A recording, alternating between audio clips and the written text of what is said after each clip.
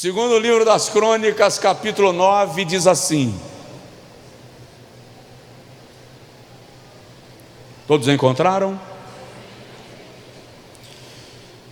E ouvindo a rainha de Sabá a fama de Salomão, veio a Jerusalém para provar Salomão com questões difíceis, com um grande séquito e com camelos carregados de especiarias, ouro em abundância e pedras preciosas. E foi a Salomão e falou com ele de tudo que tinha no seu coração. E Salomão lhe respondeu a todas as suas questões, e não houve nada que Salomão não lhe pudesse esclarecer. Veio, pois, a rainha de Sabá, vendo, pois, a rainha de Sabá a sabedoria de Salomão. Vou repetir. Vendo, pois, ela o quê? Ela o quê? Diga comigo, ela viu. Repete, ela viu. Viu o quê? Viu a sabedoria de Salomão e a casa que ele edificara e as iguarias da sua mesa e o assentar dos seus servos e o estar dos seus criados e as vestes deles e os seus copeiros e as vestes deles e a sua subida pela qual ele chegava à casa do Senhor. Ela ficou como fora de si. Então disse ao rei: era verdade a palavra que ouvi na minha terra acerca dos teus feitos e da tua sabedoria.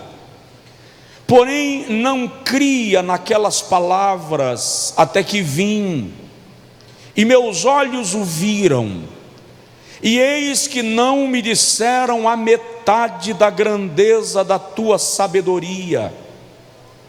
Sobrepujaste a fama que ouvi. Bem-aventurados os teus homens, e bem-aventurados estes teus servos que estão sempre diante de ti e ouvem a tua sabedoria.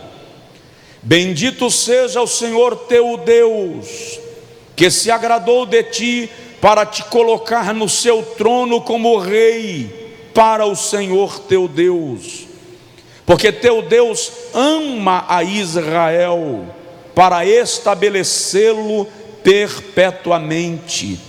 Por isso te constituiu rei sobre eles, para fazeres juízo e justiça. E deu ao rei 120 talentos de ouro, e especiarias em grande abundância, e pedras preciosas. E nunca houve tais especiarias quais a rainha de Sabá deu ao rei Salomão. Agora olhe o versículo 12. E o rei Salomão deu à rainha de Sabá tudo quanto ela desejou, e tudo quanto lhe pediu, mais do que ela mesma trouxera ao rei.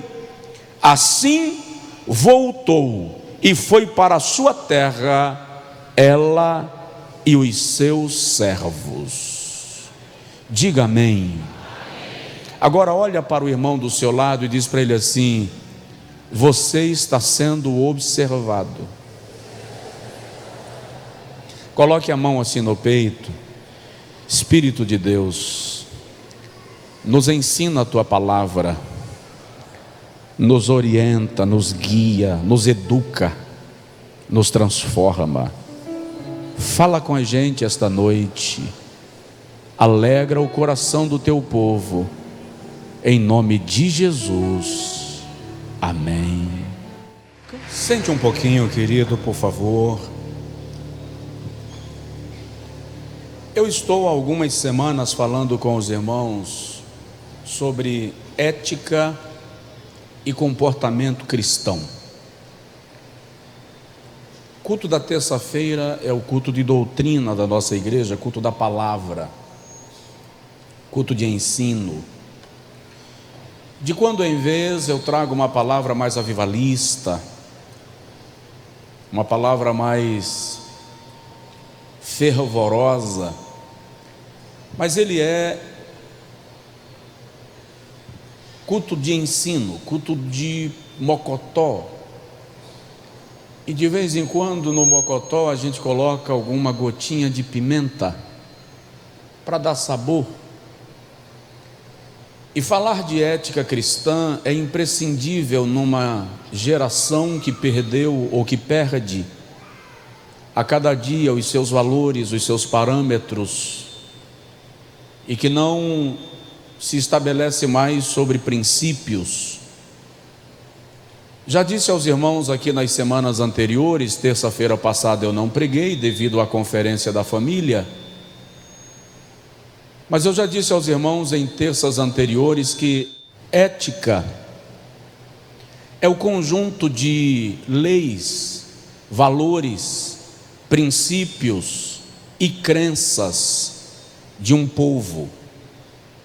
Portanto, a ética é de caráter coletivo. Já a moral se diz respeito a como o indivíduo reage a estas leis, princípios, valores e crenças. Portanto, a moral é individual. A ética é de caráter coletivo, a moral é de caráter individual. Já falei com os irmãos aqui nas semanas anteriores que nós vivemos na era da pós-modernidade, que é caracterizada pelo relativismo, pelo secularismo e pelo conceito de privatização, segundo o qual nós podemos ter afirmações da verdade sob perspectivas diferentes acerca do mesmo assunto e da mesma questão. Por quê?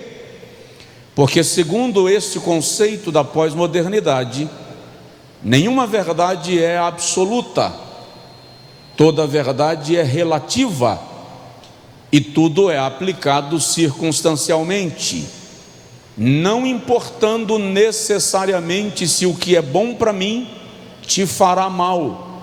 O que importa é que eu esteja bem dentro desta perspectiva da era contemporânea. Dentro desta mesma perspectiva vem o outro conceito que é extremamente prejudicial e que nós, cristãos, sem perceber, adotamos como estilo de vida, que é o secularismo, segundo o qual a minha vida religiosa não se confunde com a minha vida fora do ambiente religioso. Ou seja, na igreja eu sou cristão, na igreja eu sou crente, saiu daqui, ninguém tem nada a ver com isso e eu vou viver do jeito que eu entender que é bom, que me dá prazer e que me satisfaz. Esses pilares da pós-modernidade contrariam, todos eles, os princípios bíblicos, os parâmetros espirituais pelos quais a igreja deve guiar a sua trajetória na terra. Porque a igreja é guiada pela palavra de Deus, é orientada pela palavra de Deus, e a palavra de Deus, olha para mim porque o que eu vou falar teologicamente é muito agressivo. A palavra de Deus é uma verdade absoluta. Eu vou repetir, isso contraria o que a escola da teologia pós-moderna está ensinando, isso contraria a teologia liberal, isso contraria o que boa parte dos pensadores da teologia no Brasil estão defendendo. Mas eu vou reafirmar a Bíblia é uma verdade absoluta. Ela não pode ser negociada, distorcida, contextualizada. Ela é a palavra de Deus e, como tal, não pode ser negociada. Paulo diz assim a Timóteo: desde a infância sabes as sagradas letras, que podem fazer-te sábio e entendido para a salvação. Toda a Escritura é divinamente inspirada e proveitosa para ensinar, para corrigir, para redarguir em justiça, a fim de que o homem de Deus seja perfeitamente preparado para toda boa obra. O efeito desse relativismo, desse secularismo está tão absoluto e tão entranhado já no seio da igreja, no contexto do Evangelho, que até algumas versões modernas e contemporâneas da Bíblia estão alterando discretamente alguns versículos para que a verdade se torne relativa. E é importante, desculpa agora eu ser conservador demais, mas eu vou ser agora conservador demais, em absoluto. Você precisa, até a Bíblia, a versão que você está usando, você tem que ter a preocupação de descobrir se ela não está dentro dessa perspectiva da era contemporânea, da pós-modernidade, que versículos estão sendo discretamente alterados para que a verdade não seja absoluta, mas relativa. E o Evangelho não pode ser negociado. Eu disse aqui algumas vezes que a Bíblia Sagrada não é um livro romântico. A Bíblia não é uma novela. Ela é uma legislação. Outro dia alguém me disse: mas ler a Bíblia é chato. Eu disse: eu sei. Você já leu a Constituição brasileira? Não, senhor, Deus me livre, não sou advogado, pois deveria ler. Porque quem deve ler a Constituição brasileira não é o advogado, não, é o brasileiro, para saber quais são seus deveres, seus direitos, onde pode ir, onde não pode. A Bíblia é a Constituição do céu. O cidadão que pretende mudar de país e morar na pátria celestial deveria ler a Bíblia para compreender qual é o princípio, regra que guia o cidadão da pátria celestial. Provoca aí seu vizinho e diz para ele: você é cidadão do céu. Fala, mas fala forte: você é cidadão do céu. Fala de novo: você é cidadão do céu. Agora diz para ele assim: então, repete, então, ler a Bíblia não é uma opção, é uma obrigação.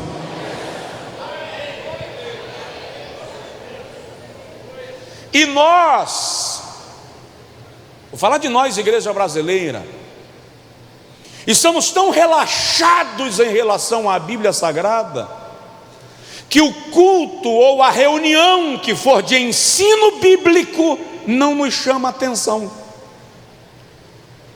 porque a gente quer esse cristianismo sem cruz, o evangelho barato de fim de feira, a graça sem graça, a Bíblia que não confronta, mas a igreja que vai morar no céu, quando é confrontada, celebra, porque ela entende um princípio de Deus: eu corrijo e castigo a todos quanto eu amo. Então é isso que estamos estudando em ética cristã.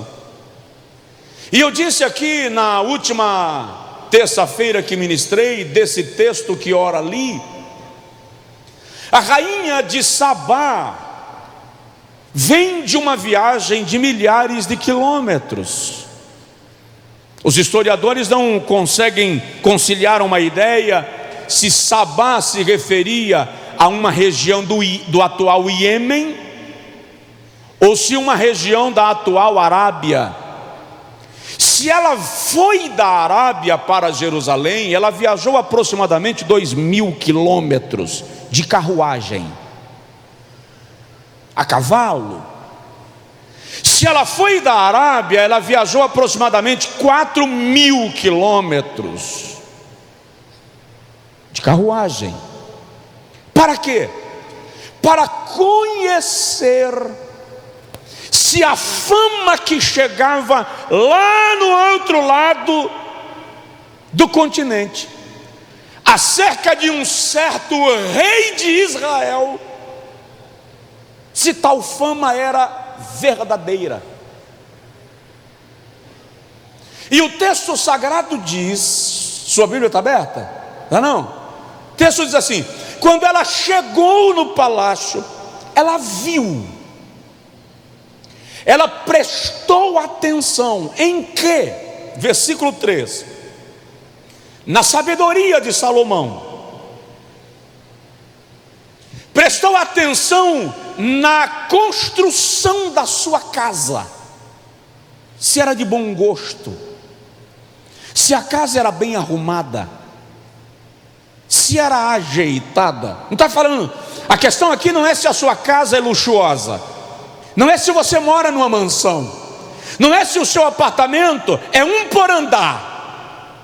A questão aqui é o ambiente da casa, a arrumação da casa. Fala sério, quando você chegar em casa hoje, você vai conseguir entrar ou tem que sair chutando roupa do meio do caminho porque você deixou tudo espalhado na sala?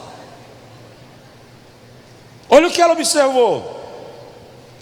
Ela observou as iguarias da mesa, a comida posta na mesa, o cuidado com a refeição. Ela observou o jeito de sentar e de levantar dos servos da casa.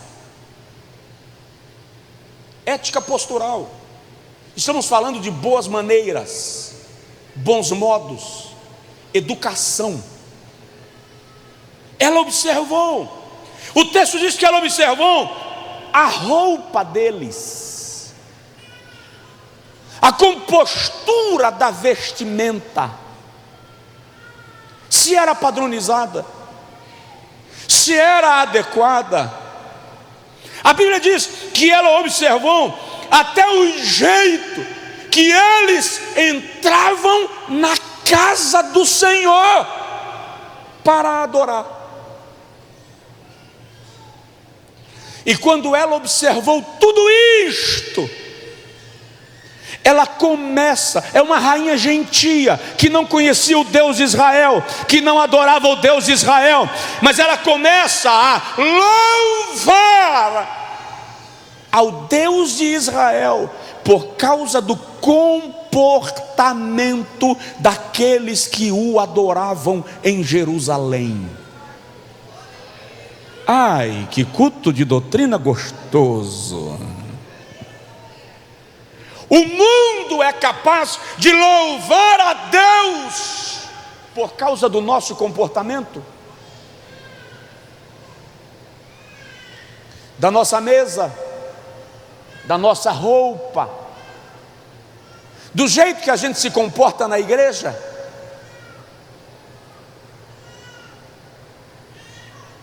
Deus só quer o coração? Tá. É porque do coração procedem as saídas da vida. Quando o meu coração é de Deus, toda a minha vida é de Deus.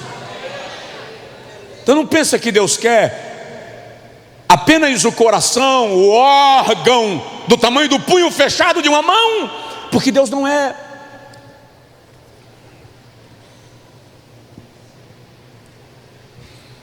Ele quer você por inteiro. Ela observou. Então vamos dar uma analisadinha aqui em algumas questões que eu quero falar rapidamente, porque eu comecei a pregar tarde e quero concluir esse assunto hoje, porque semana que vem eu já quero falar sobre ética cristã e algum outro subtema. Então, na última terça eu falei sobre honra e reputação. E a honra e a reputação está no quesito da ética cristã. Eu disse aqui que eu não ando com pessoas que não se preocupam com o que os outros falam delas. Eu não sou guiado pelo que dizem de mim, senão eu morro. Mas não posso ignorar o que dizem, porque pode ter procedência, pode ter causa, pode ter razão. Jesus um dia reuniu os discípulos em Mateus 16 e perguntou assim: o que dizem os homens acerca do Filho do Homem? O que falam ao meu respeito por aí? Essa foi a preocupação de Jesus, e se foi preocupação de Jesus, tem que ser minha. Paulo diz a Timóteo na primeira carta, capítulo 3, versículo 5 a 7, quando ele está elencando as características de um obreiro, ele diz assim: que tenha bom testemunho dos que são de fora.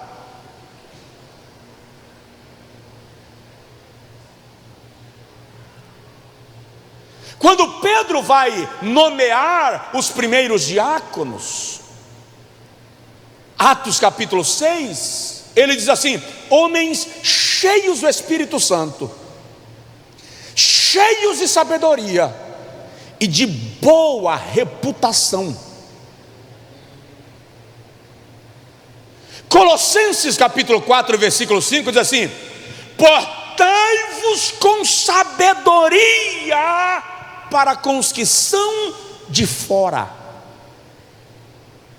Ou seja, aqueles que não são do convívio eclesiológico precisam ver que a nossa postura é sábia, porque isso testemunha do poder transformador do Evangelho de Jesus. Honra e reputação. E é preciso ter preocupação acerca disto. E detalhe, eu falei aqui, essa minha preocupação com a minha reputação tem que ser tão genuína que eu me preocupe com a tua. Porque no momento que a minha é manchada, aqueles que andam comigo ficam comprometidos. Meu avô dizia: quem anda com porcos, farelos comem. Então acredite, eu me preocupo com o perfil das pessoas com quem eu ando, e já me afastei de algumas, porque isso está dentro do quesito da ética.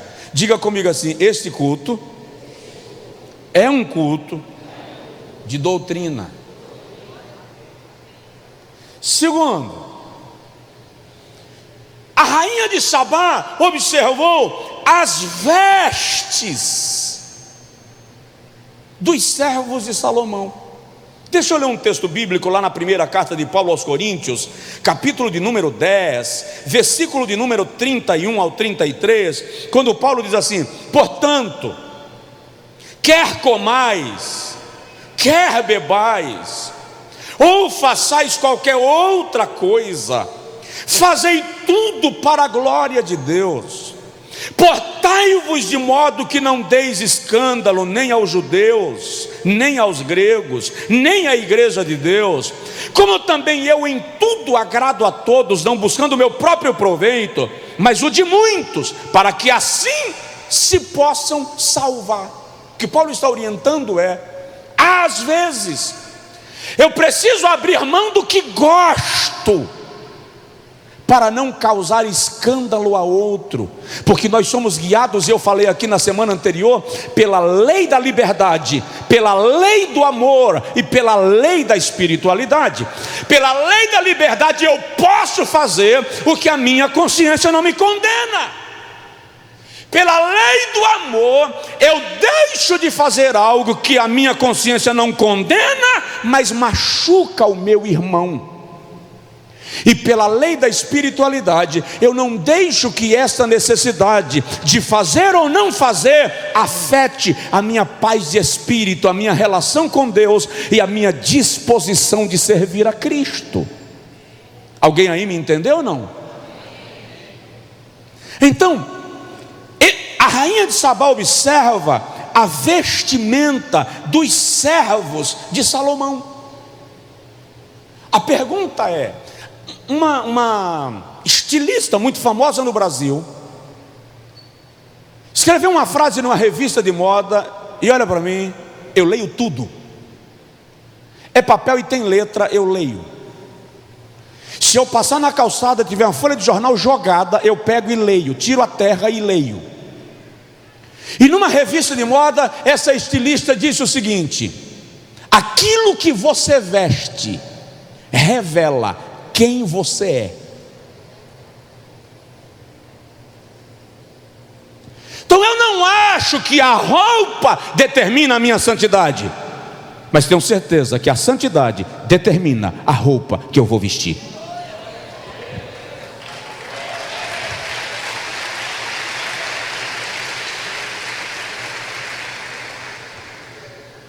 Como eu ando? O pior é que, não, pastor, eu estou comportadíssimo. Estamos vivendo secularismo. Eu tenho a roupa da igreja e a roupa do shopping, a roupa do culto e a roupa da festa de aniversário. Porque eu vou falar a verdade, eu vou repetir porque eu falei aqui. Eu fui numa festa aí em algum lugar, um tempo desse atrás, não lembro se foi casamento ou aniversário, e tinha umas irmãs, umas santas irmãs da igreja que eu sou pastor, que eu digo assim, elas esqueceram que são crentes. Irmão, peito de fora, umbigo de fora, as costas de fora, o cóccix mostrando.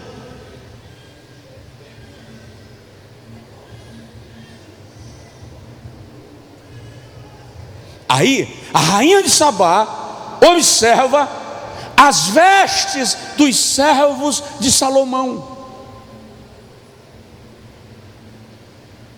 Tem alguém na casa? Posso continuar? Magoa não. Eu já deixei de pregar muita coisa aqui, porque o nosso culto de doutrina na igreja Assembleia de Deus tradicional, culto de doutrina é porta fechada, só entra os membros, que aí o pastor fala. O nosso é aberto. Eu já fiquei muitas vezes poupando aqui para o visitante caramba, o pastor, para não se escandalizar. Mas o visitante também te encontra na rua, é teu colega de trabalho, é teu colega de faculdade, é teu colega no ônibus, viaja com você de casa para o ônibus. Então ele precisa saber que a igreja tem ensinamento bíblico puro, saudável e equilibrado para edificar a sua vida espiritual.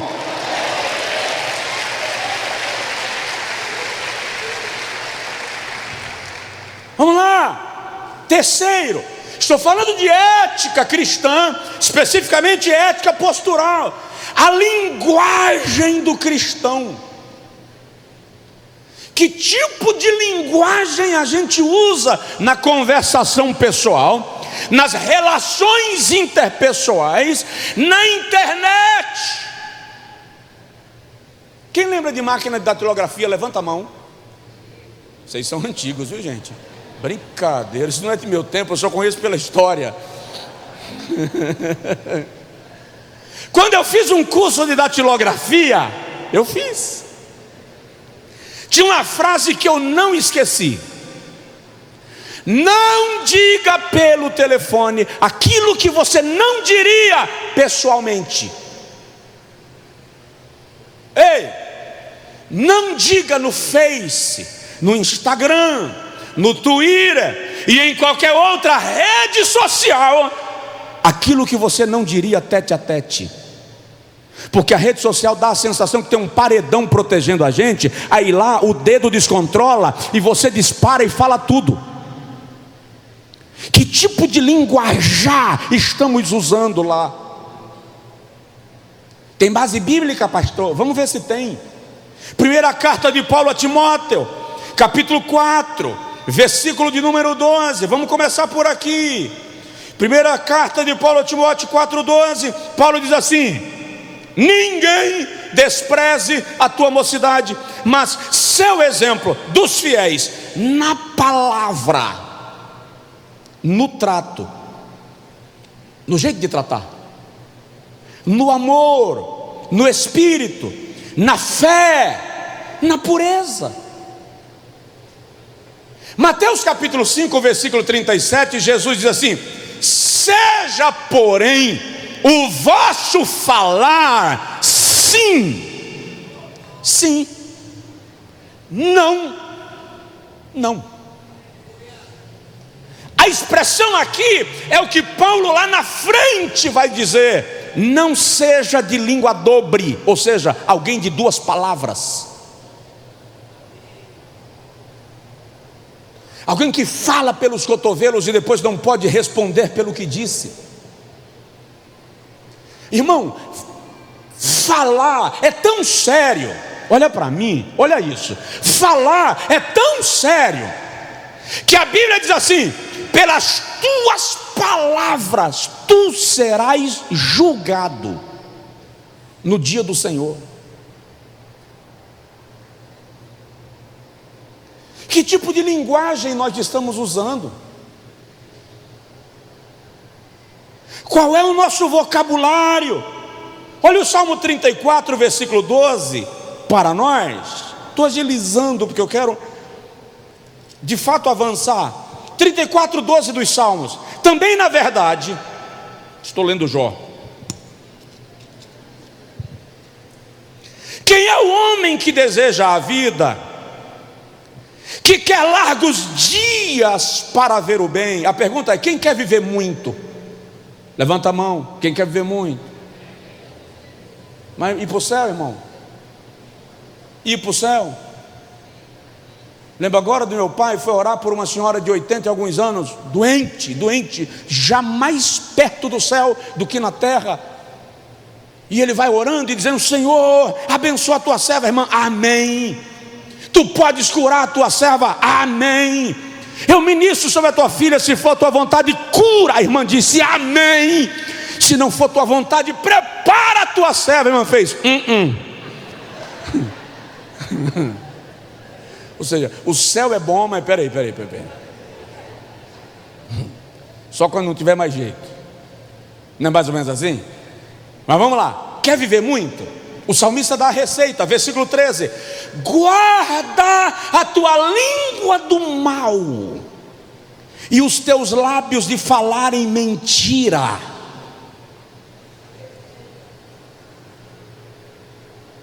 De falarem enganosamente. Isso é ética cristã. Vamos parar?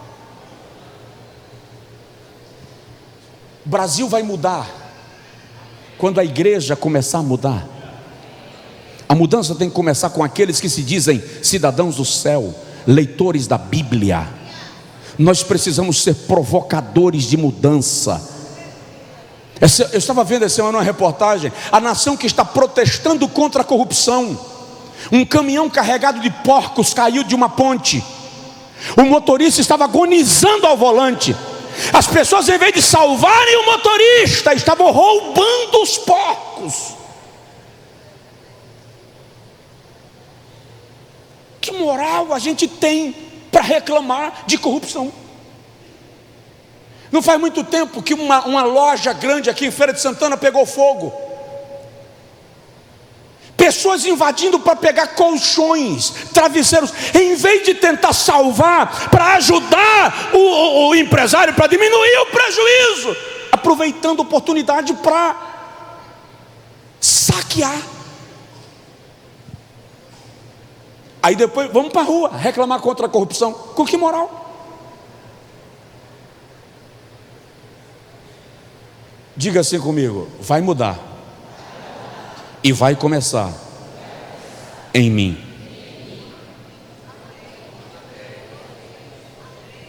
Então a sua linguagem, aquilo que você diz. Tiago diz em Tiago 3 que a língua é um pequeno membro, mas pode levar todo o corpo para o inferno. Eu estou preparando um estudo, uma série de estudos para ministrar, depois que a gente terminar o estudo sobre ética. E uma das coisas que eu vou falar é sobre fofoca. Tem fofoqueiro intercessor. O que é um fofoqueiro intercessor? Olha, Deus me fez sentir que você está sentindo algum problema. Você quer compartilhar para eu orar com você hoje de madrugada? É para saber sua vida. Isso é antiético.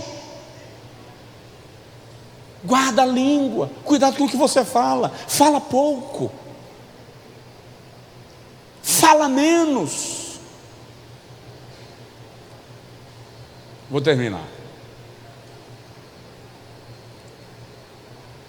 Quarto lugar quarto, tonalidade da voz. Pastor, o senhor está muito chato. Eu ouvi hoje 2 vezes 2 pessoas diferentes falando assim: o senhor está muito chato. Esses dias o senhor está muito chato. O que tem a ver a ética cristã com a tonalidade da minha voz, pastor?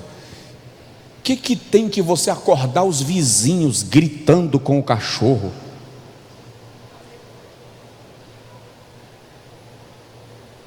A gritaria na sua casa é tão grande que os vizinhos sabem sua vida. O que você tem que ficar gritando sua mulher, gritando o seu marido, gritando os seus filhos? A mãe faz assim: Josué! Aí Josué responde lá: oi, mãe. Aí quando Josué: por que eu estou chamando e você não responde? Eu respondi 3 vezes. A senhora é que não ouviu, porque o ouvido está condicionado ao grito.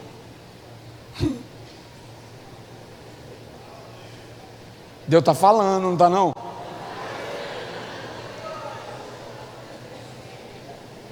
Para quê? Você chega na mesa do restaurante, pede a comida, enquanto espera, você conversa tão alto que as outras mesas estão incomodadas com a sua presença.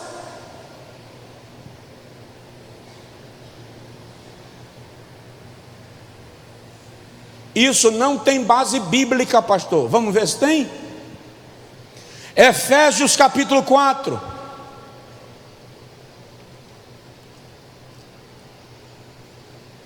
Projeta aí para mim, Fê, me ajuda aqui, eu agilizo. Efésios capítulo 4, versículo 31 diz assim: toda amargura, e ira, e cólera, e gritaria. Olha onde ele colocou gritaria. Ele colocou gritaria na lista de amargura, ira, cólera, blasfêmia e malícia. Gritaria está no meio. Sejam tiradas do meio de vós.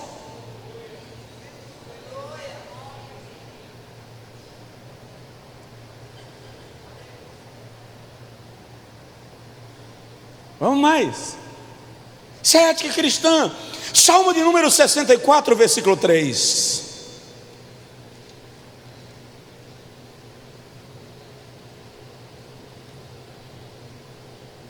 Diz assim: afiaram as suas línguas como espadas, armaram-se por suas flechas com palavras amargas, a fim de atirarem em lugar oculto ao que é íntegro, e disparam sobre ele repentinamente e não tem temor.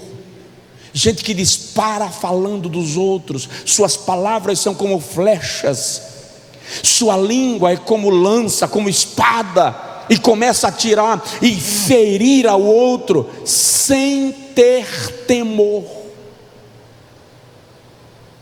Ouvi um pastor ocidental, ele disse que estava na China e ouviu 2 chineses discutindo. E eles estavam falando forte um com o outro. Aí ele olhou para o pastor chinês que estava com ele e falou: por que eles não dão logo um grito, como a gente daria lá no Brasil, dá um murro no queixo? O pastor chinês falou: porque na nossa cultura, aquele que começa a alterar o timbre de voz está reconhecendo que perdeu a capacidade de argumentação. Então, quando alguém começar a gritar, ou você silencia, ou começa a falar mais baixo. Nunca vire as costas para alguém que está nervoso gritando com você. Além de ser falta de educação, é um risco. Nunca vire as costas. Mas não tente falar mais alto. Silencie. Diminua o timbre. Um dia desse eu disse para alguém: olha, se a minha mãe falar comigo como você está falando, eu peço licença e saio. Você não é homem para sair. Como é? Com sua licença. E sair assim? Sair assim.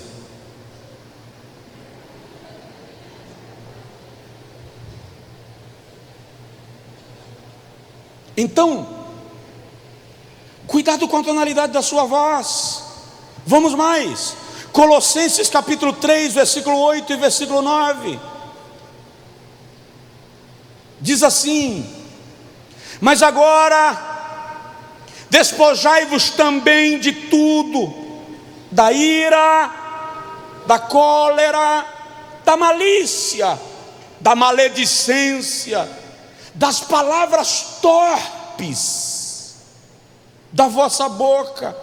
Não mintais uns aos outros, porque já vos despistes do velho homem com as suas obras. Palavrãozinho de vez em quando, né? Não dá para repetir, porque não dá para repetir, né? Mas uma palavra top, um tapa na mesa e um xingamento. Ei, você é cristão, você é novo homem, você é uma nova criação, você é uma nova criatura. O mundo tem que olhar para você e reconhecer que Jesus fez mudança na sua vida e que vale a pena se relacionar com você, porque você é sal, você é tempero, você é equilíbrio, você mantém a calma. Estava um dia no aeroporto de São Paulo e eu estava indo para Nova York para ministrar lá. E houve um problema no voo, que o voo foi cancelado. E teve gente que pegou cadeira e jogou no balcão. E fecharam o balcão da companhia aérea com gritaria, com tapa, com barulho. Eu me afastei. Depois que toda a briga aconteceu e cada um é destinado para um hotel, acomodado em outro voo amanhã, eu me aproximei da atendente e disse: eu também sou um passageiro, preciso estar em Nova York amanhã, não posso embarcar amanhã, preciso ir hoje, e tenho certeza que você tem capacidade de resolver isso para mim. Ela disse: não tenho obrigação. Eu disse: eu não disse que a senhora tem obrigação, eu disse que a senhora tem capacidade. Aliás, acho que você tem capacidade inclusive para me colocar na primeira classe. Acreditem, ela me colocou na primeira classe. Quando você grita, você perde a razão. Dá um toque assim no seu ouvido e fala assim: fala baixo.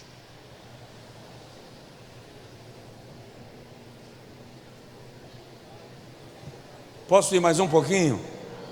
Só mais um pouquinho. Quinto lugar, seu vocabulário, seus vícios de linguagem. Tiago diz que aquele que não falha em palavras é perfeito.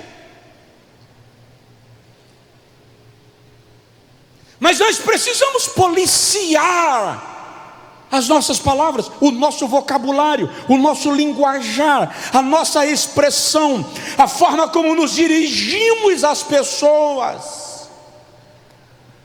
Salmo de número 34, versículo de número 13, o salmista, Salmo 34, versículo de número 13, o salmista diz assim: guarda a tua língua do mal e os teus lábios de proferirem a mentira.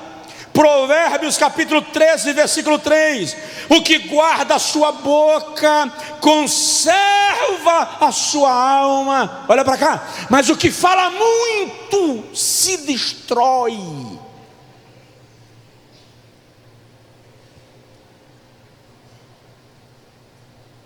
Fala menos.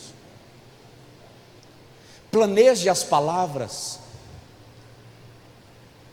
Articule a linguagem. Precisa ir para a faculdade para aprender isso, não. Precisa desenvolver domínio próprio, bom senso, respeito com quem te ouve, equilíbrio.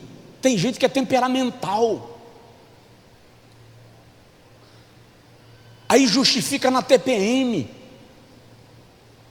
justifica no síndrome do homem irritado, correspondente à TPM. A ciência criou essa para nós. Quem é homem tem certeza, diz amém. Amém. Pois é,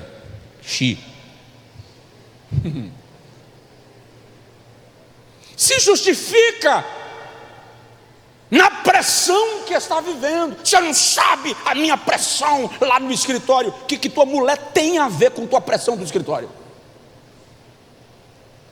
O que seu colega tem a ver com sua pressão do escritório? Está mal? Desabafa, chora, mas não explode nos outros. Não usa vocabulário chulo. Quando é que você vai entender que você se converteu, sua vida mudou e os palavrões da sua velha vida não fazem mais parte da sua linguagem comum?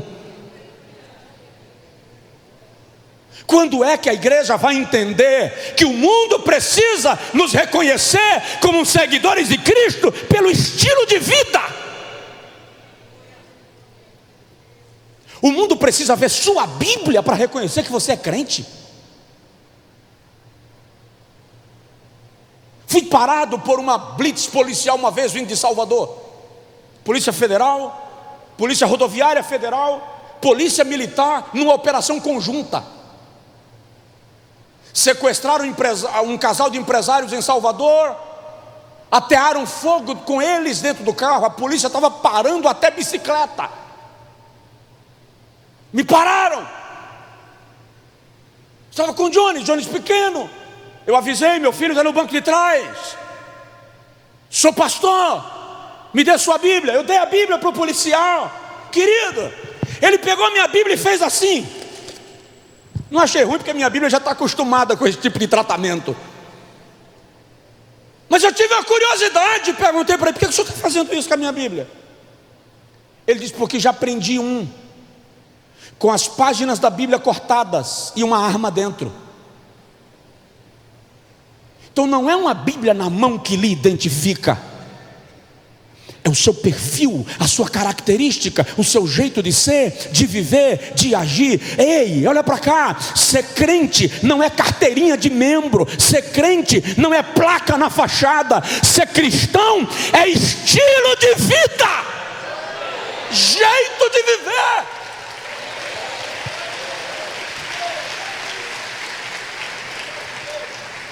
Caso contrário, é propaganda enganosa. É crime também. Então, seu vocabulário. Preciso parar.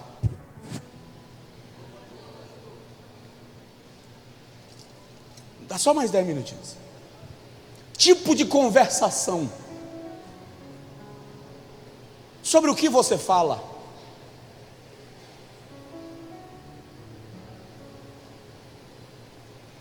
1 Coríntios 15:33 diz que as más conversações corrompem os bons costumes. Que tipo de conversa você tem? Sobre o que você costuma falar?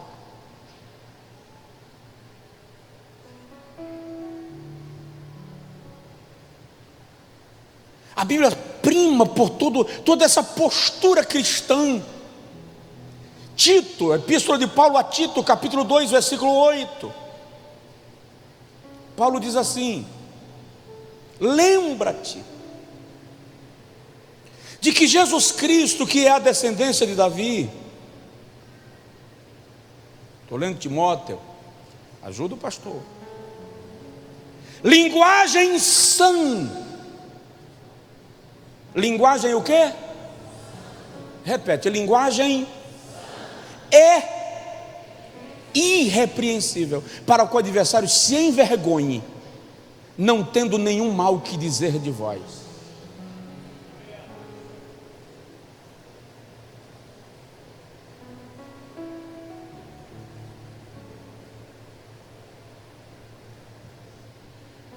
Alguma coisa precisa mudar no seio da igreja,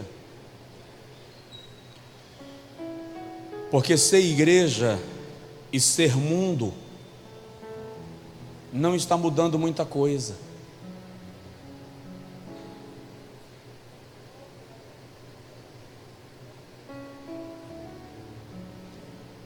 Posso dizer algo muito francamente e muito temerosamente?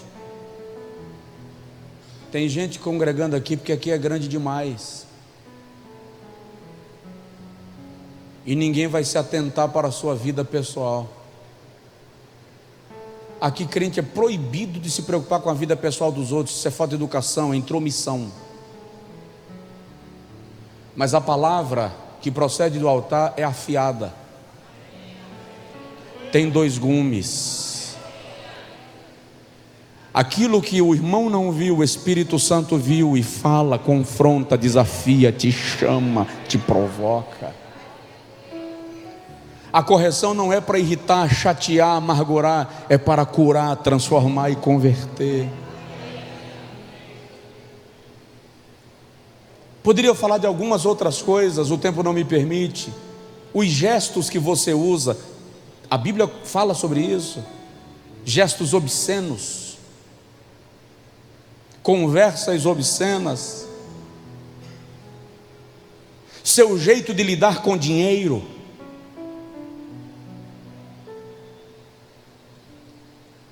Você paga o que deve, não teve o dinheiro para pagar, procurou o credor para dar satisfações. Aguenta aí um pouquinho, que eu me apertei, estou no sufoco, mas vou te pagar, dá satisfação.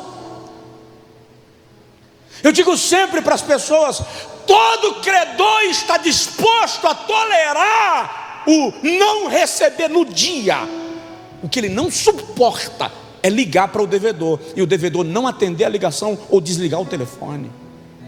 Isso caracteriza má vontade, indisposição de pagar.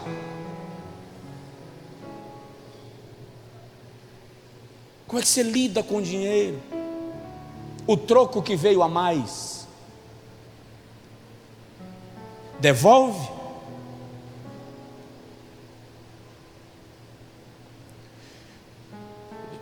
Comum, isso me adoece. Você termina de almoçar, pede a nota, o restaurante pergunta: funcionário, você quer uma nota do mesmo valor?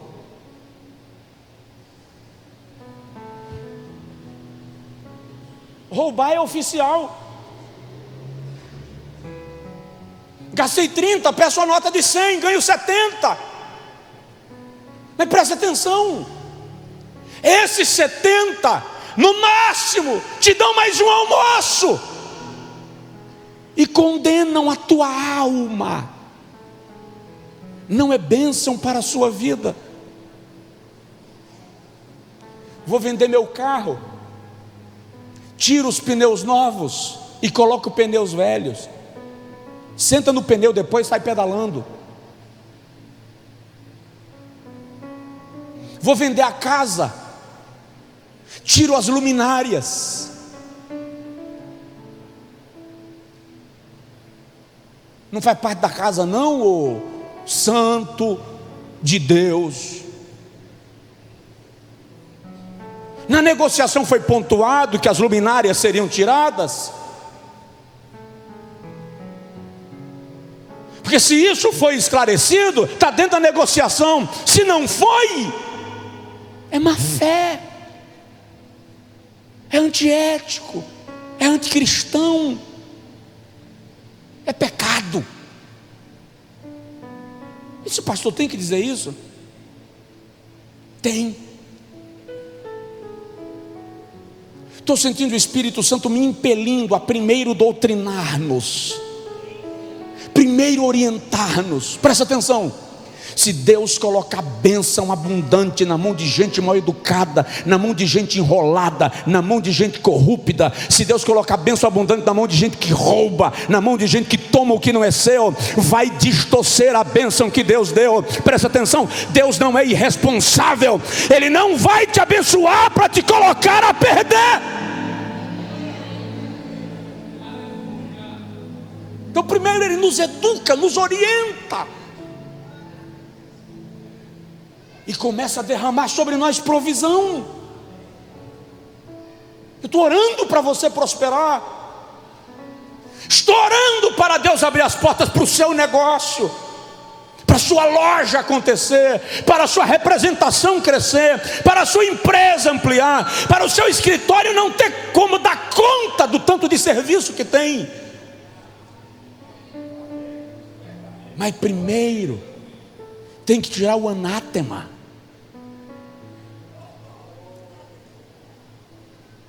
Tem que tirar os astarotes.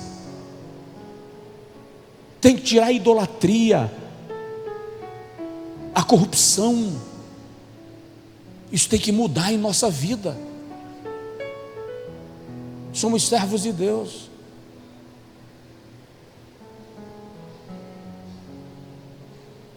Comportamento na casa do Senhor. A rainha de Sabá viu a forma que eles se comportavam na casa de Deus.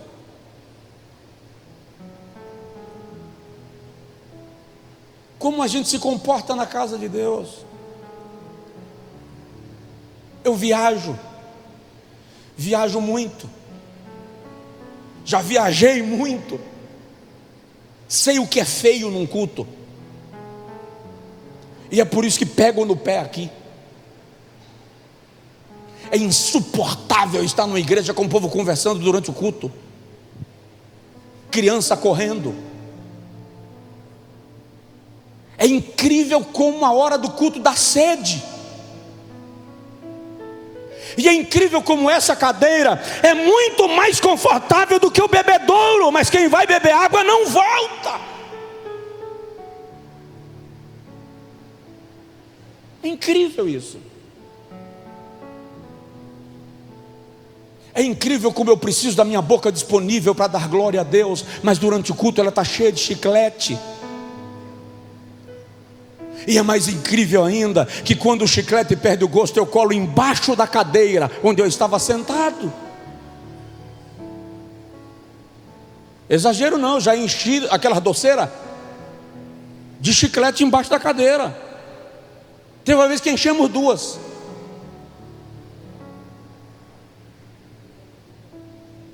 Como é que eu me comporto na casa de Deus? Um domingo desse, a zeladoria deixou 2 rolos de papel higiênico em cada banheiro. Num masculino, alguém fez a graça de desenrolar todo e jogar no vaso dentro da igreja. O cara que faz isso dentro da igreja, imagina o que ele faz no cinema, no shopping, no estádio, no banheiro do ônibus, do avião. Imagina a meia desse santo quando ele tira do sapato. Se os meninos não correm tudo para dentro do quarto para dormir. Isso é ética.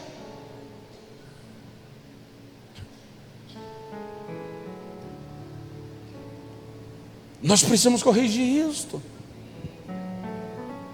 Quer uma cidade limpa? Para de jogar a latinha do refrigerante pela janela do carro.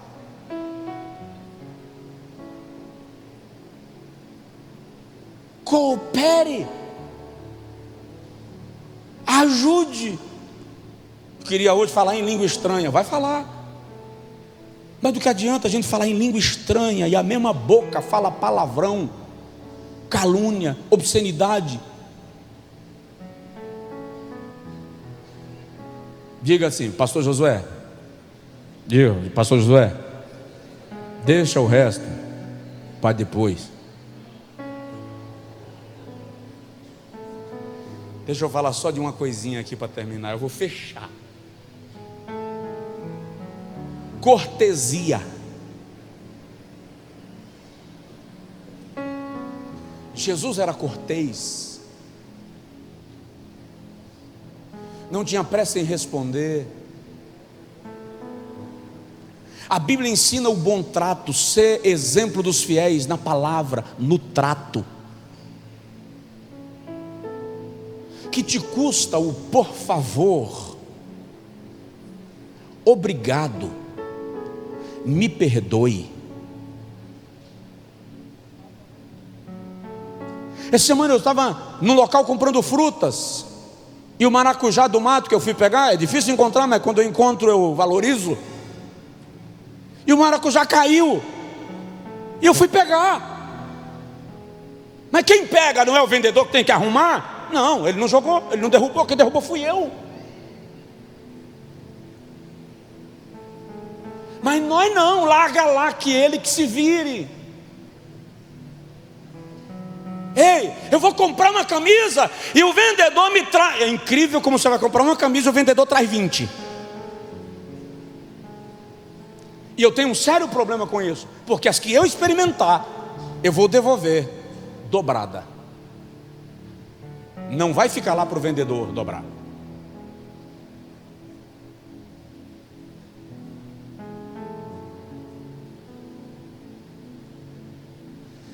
Pegar na mão de uma pessoa e ficar segurando é falta de educação. Você já saudou? Libere a mão dele.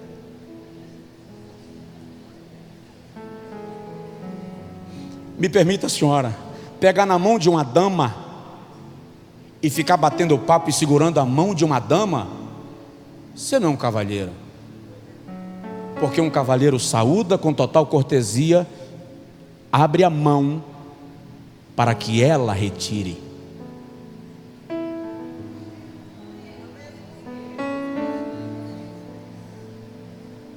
Vai saudar uma mulher, tem que encher de beijinho. Beija a parede, peão.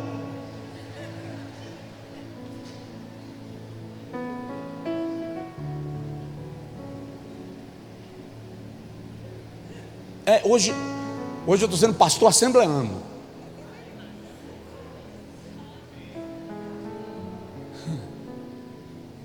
É que essa cara barbada, beijar a filha dos outros, mulher dos outros. A paz do Senhor, minha irmã, Deus abençoe. Acabou, o senhor disse errado. O que você tem que... Se eu estiver perto, eu puxo a irmã, te deixo no vácuo.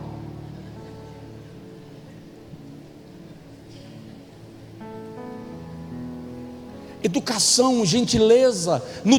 No estacionamento, terminou o culto, você sai nervoso porque alguém demorou, você tem que buzinar, você tem que acelerar, você desce do carro para falar alto. No restaurante, porque falar alto com o garçom, com o atendente. Cortesia. Detalhe, isso é ética postural. Se um homem está sentado e uma mulher chega, é educação ele se levantar para saudá-la. Mas se uma mulher está sentada e um homem chega, ela não tem obrigação de se levantar para saudá-lo, a não ser que ele seja uma autoridade ou que ela deseje honrá-lo. Nunca estenda a mão para saudar uma mulher se ela não estender primeiro.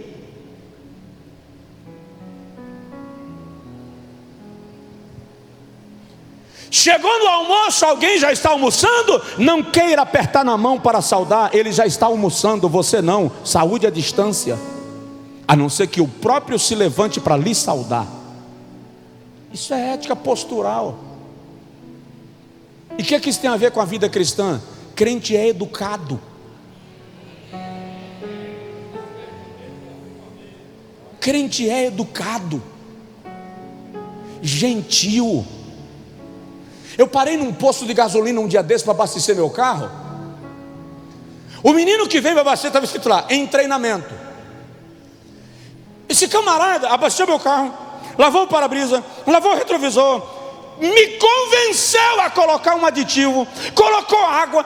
Quando ele estava fazendo, eu falei, chama teu gerente. O menino ficou assustado, eu acho que ele ficou com medo que eu ia reclamar. Ele foi lá chamar e voltou todo envergonhado, ficou de longe. Eu falei, esse menino está em treinamento? Está, senhor, contrate ele. Como assim? Se você não contratar ele, eu vou arrumar quem contrate. Ele é bom. Eu vim botar 50 contos de gasolina, ele me fez botar 100. Me fez comprar aditivo e me convenceu a comprar borracha do para-brisa. Ou seja, hiper ou proatividade. Gente que está decidida a fazer bem feito e tratar com cortesia. Irmão, em nome de Jesus, eu vou parar. E em outras ocasiões eu vou falando disso em outros contextos. Mas vamos mostrar para as pessoas que convivem com a gente que a vida cristã muda a nossa postura. Vamos mostrar isso. Eu queria entrar na sua casa, nem vai dar mais tempo eu entrar, porque a rainha de Sabá viu até a casa de Salomão, viu a comida na mesa. Não dá tempo para almoçar com você hoje. Eu estava com vontade de sentar na sua mesa hoje à noite.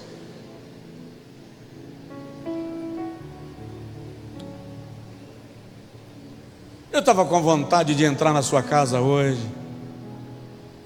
para ver a arrumação, cueca suja pendurada na cadeira, calcinha largada no boxe. Eu queria entrar na sua casa hoje à noite, mas não dá mais. Mas faz um cata, dá uma arrumada. Por que isso, pastor? Porque eu não acredito na operação de Deus onde não há organização.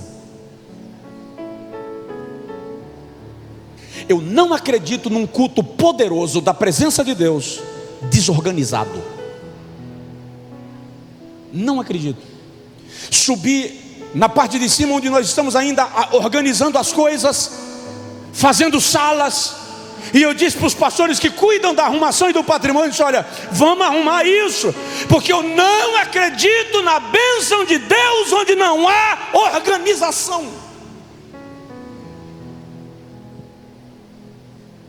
Não acredito. Ele é o Todo-Poderoso e poderia ter dito assim: tudo que eu quero que aconteça, haja agora, e tudo se faria. Mas não. Ele criou ordenadamente. Dispôs o sol para governar o dia, a lua para governar a noite. Deu as nuvens como fraldas para o mar e disse ao mar: até aqui você vem, daqui você não passa. Isso é organização. Deus é organizado. Fica de pé, por favor. Fica de pé. Fica de pé, porque eu vou lembrando de coisas, senão eu... Ética postural. Deixa eu contar um testemunho para vocês e a gente ora. O pastor chegou na casa, a irmã chegou na casa do pastor e disse assim: pastor, vai orar lá em casa. Estou passando uma grande luta no casamento. Eu acho que meu marido tem outra. O pastor disse: minha irmã, misericórdia, ô meu obreiro, vou lá. Passou na casa da irmã. A esposa do pastor não conseguiu entrar porque na calçada tinha uma pilha de lixo. Aí o pastor falou: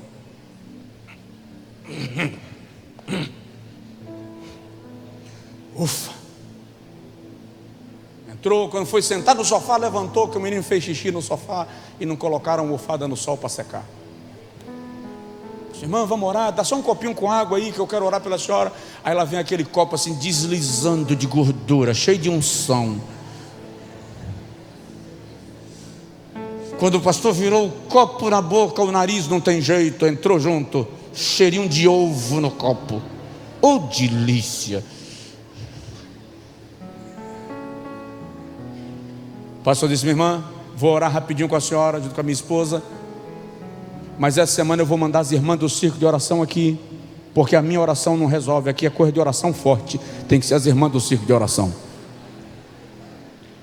Quando entrou no carro, disse: mulher, chama as irmãs tudo e faz uma faxina, porque desse jeito eu ia dormir no gabinete.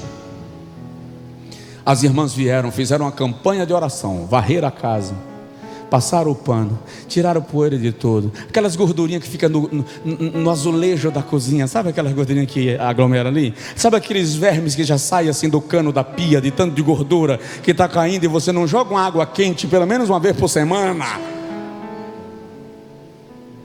Limpou tudo, fez comida nova, porque tem irmã que faz comida sábado para domingo descansar e esquentar segunda, terça, quarta, quinta, sexta. Afinal de contas, para que Deus mandou inventar micro-ondas? Fez comida nova, fez oração e foram embora. Mais tarde o marido chegou da irmã, trazendo a feira, não viu o lixo na calçada, disse assim: prefeitura passou aqui em casa hoje, glória a Deus. Entrou, casa limpa, colocou a feira em cima da mesa, destampou a panela, sentiu o cheiro de comida nova, se glória a Jesus. Almoçou, bateu aquele soninho, foi para a cama, fronha lavada, sem cheiro de mofo, lençol sem ácaro, deitou e dormiu. A mulher não aguentou, correu na casa do pastor: pastor, Deus fez um milagre, ficou dormindo, pastor. O pastor disse assim: irmã, foi Deus não, esse milagre aí quem fez foi as irmãs lá do circo de oração. Então presta atenção. Tem milagre em sua vida, irmã, irmão? Jesus.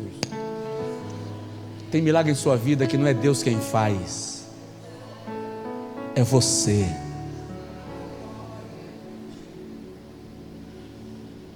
O milagre do mau hálito não é Deus quem faz. Do perfume vencido, não é Deus quem faz. Um banho a cada 3 dias ou só no sábado, não é Deus quem faz. Vestir a mesma roupa 3 dias seguidos, não é Deus quem faz esse milagre. A cueca que você usa 2 dias seguidos e só troca se a mulher fizer um pau dentro de casa porque você não gosta de trocar, não, esse milagre não é Deus quem faz, é você. Ô Jesus, tem misericórdia de nós. Aplica a tua palavra no coração do teu povo, nos educa,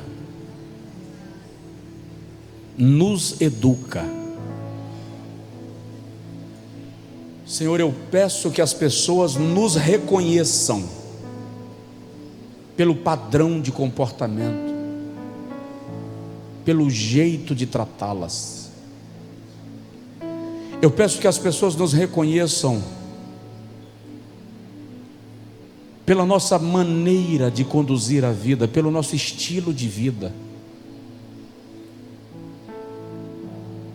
Que as pessoas vejam que nós te representamos, porque vivemos como Jesus quer que vivamos. Cada passo dado tenhamos a pergunta: Jesus faria isto? Jesus reagiria assim? Nos educa, Senhor. Desperta a nossa mente, desperta o nosso coração para um estilo de vida que te glorifique, que te honre. Pai, que o nosso testemunho salve pessoas, que as pessoas tenham o desejo de vir conhecer a igreja onde congregamos, por causa da maneira como nós as tratamos, e que ao chegar aqui elas não se sintam constrangidas com a nossa religiosidade, com a nossa espiritualidade, que elas se sintam constrangidas com o amor que demonstramos. Faz isso com a gente, em nome de Jesus. Ore rapidinho pela pessoa do seu lado. Não precisa tocar nela se você não tiver proximidade, afinidade. Estenda a sua mão e ore por ela. E diz aí: Senhor, faz isso com o meu irmão, faz isto com a minha irmã. Orienta ele, orienta ela, no trato com o cônjuge, no trato com os filhos, no trato com os pais, no trato com os idosos, no trato com o professor, na escola, na faculdade. Senhor, que os jovens, adolescentes, os estudantes desta igreja sejam conhecidos pela maneira que se conduzem no ambiente onde convivem, em nome de Jesus, em nome de Jesus, em nome de Jesus, amém.